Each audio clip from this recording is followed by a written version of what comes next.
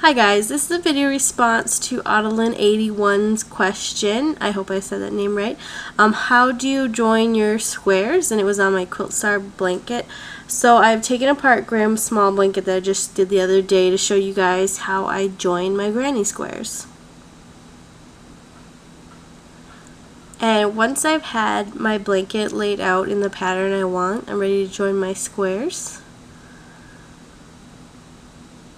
I don't join my squares in the front, and you can if you want the ridges on your top of your blanket. I join my squares on their back side, so figure out which side you like as your fronts or backs, and I like to use the sides with the front of my double crochets showing.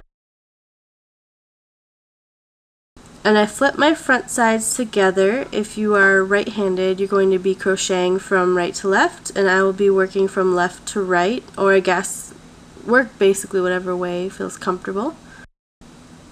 So first I add a slip knot onto my hook, and I'm going to connect my backs using the outside loop on each stitch, not the entire stitch itself. And depending on how you made your squares, you will start on the flat side of your square. I begin in the chain stitch here in the corner. I had 2 chains in each of my corners, so 1 for each side. Insert your hook into each of the chains, yarn over and pull out, so you're making just a slip stitch.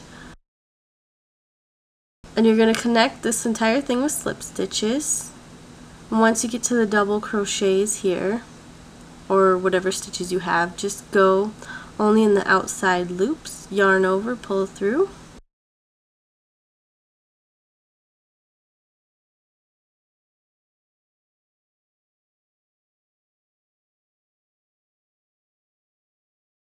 So we're working in the top loops and not both the loops like you normally do for crochet.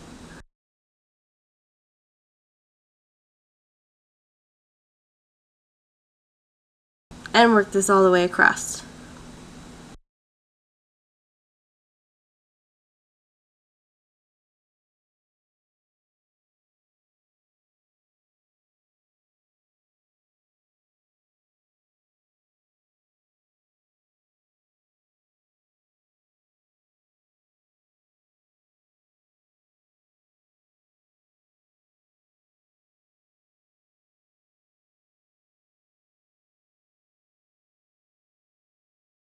Now you'll start to see a chain forming along your crochet, and in the back there's no chain.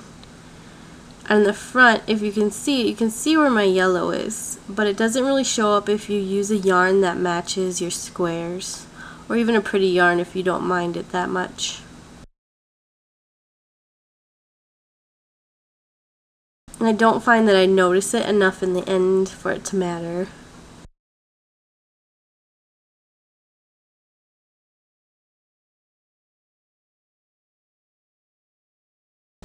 Once I get to the last chain one, I'm not going to change anything. I'm going to go into there like normal and do my slip stitch.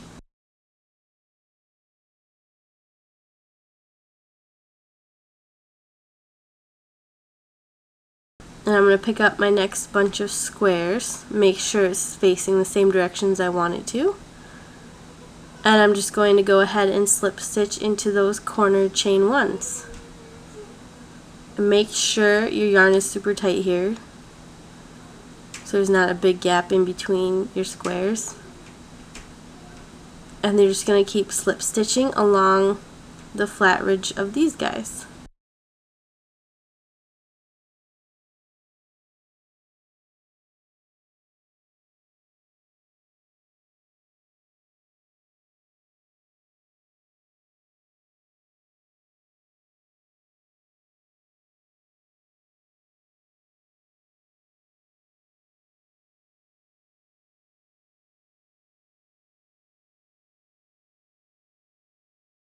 Now at your last stitch, you don't have to do anything special. Just go ahead and clip your yarn and tie it off, and make sure you leave a long enough tail to hide in your work later, but you don't have to hide it right now. I'm going to wait until I finish a border around the outside before I hide my strings. So that's your first row. And to join your next row, you're just gonna go ahead and fold over the top of your other row, your last row. And you're gonna go ahead and slip stitch just through all these again, same as before. So start with a slip knot on your hook. And once again, just going right into your corners here, yarning over, pulling out, and then going on your top loops on each one. And you're just going to work this through all of your rows going this way on the blanket. Now that I have all my rows done this way, and you can see all the chain stitches are facing the same direction, I'm going to go ahead and work the other way. It's the exact same process. You're going to start with a slip knot on your hook, and you can either choose to work flat like that, or like I like to do, I'm going to fold mine in half.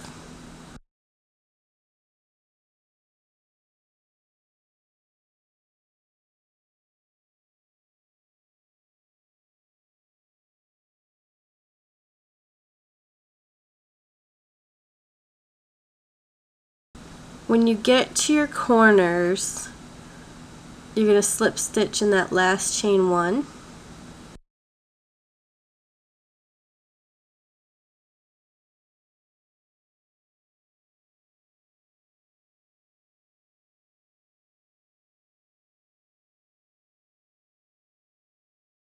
If you want, you can work something into the intersection here, but I just skip over until the next chain one on the next square is over. So I basically just bridge completely over the other intersection.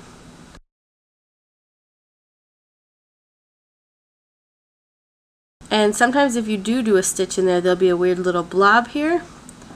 So if you skip over, it looks nicer like this, and you can't really see where I've stitched the squares together unless I really pull at it.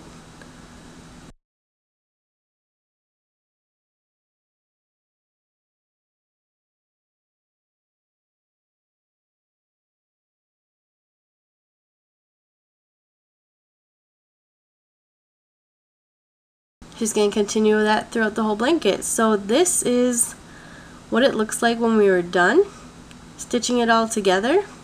On the front side, you'll see a little bit of bubbling sometimes, especially right here on my pink square where I used a bigger hook. You can tell that it doesn't match quite up with everything. You can choose to hide the strings along the sewing, or I'm going to hide mine along a border when I add a border on here. So that's how I put my granny squares together. Thank you so much for the question, and thank you guys for watching my video. Bye!